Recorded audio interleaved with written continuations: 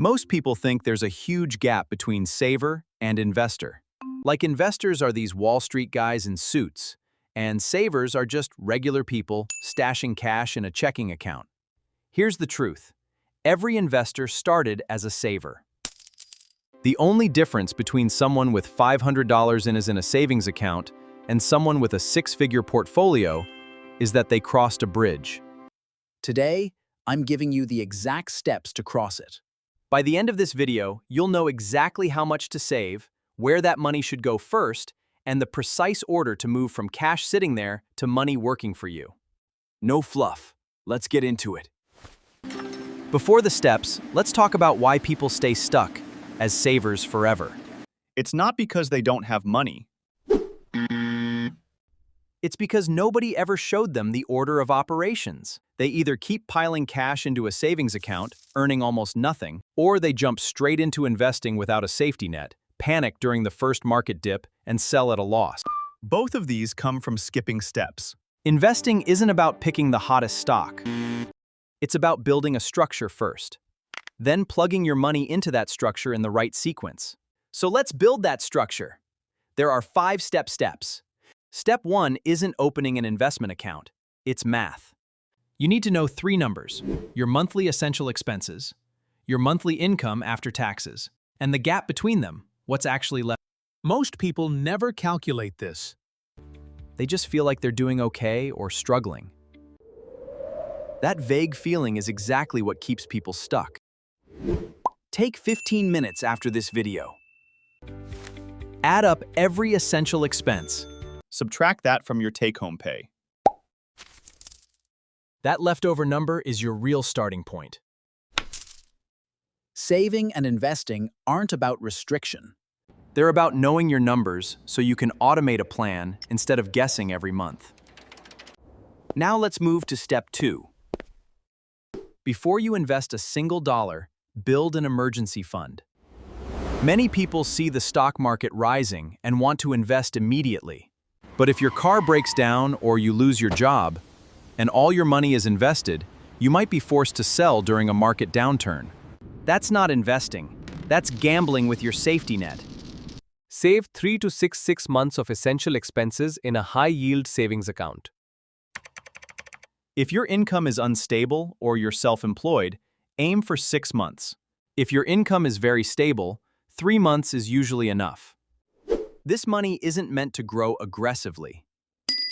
Its job is simply to protect you during emergencies so your investments can stay untouched. Once your emergency fund is ready, move to step 3. If your employer offers a 401k match, contribute enough to receive the full match. This is essentially free money. If your employer matches 50% of your contributions up to a certain limit, you're getting an instant return before your money is even invested.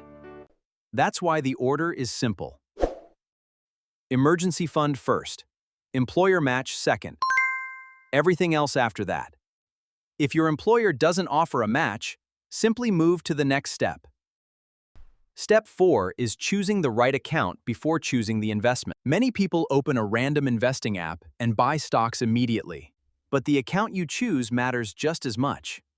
A Roth IRA lets your investments grow tax-free, and qualified withdrawals in retirement are also taxed. A traditional IRA or additional 401k contributions can reduce your taxable income today, but you'll pay taxes when you withdraw the money in retirement. A taxable brokerage account doesn't provide special tax advantages, but it offers flexibility if you need the money before retirement. For most people, it makes sense to use tax-advantaged accounts before investing extra money in a regular brokerage account. Now we finally reach the question everyone asks. What should you actually invest in?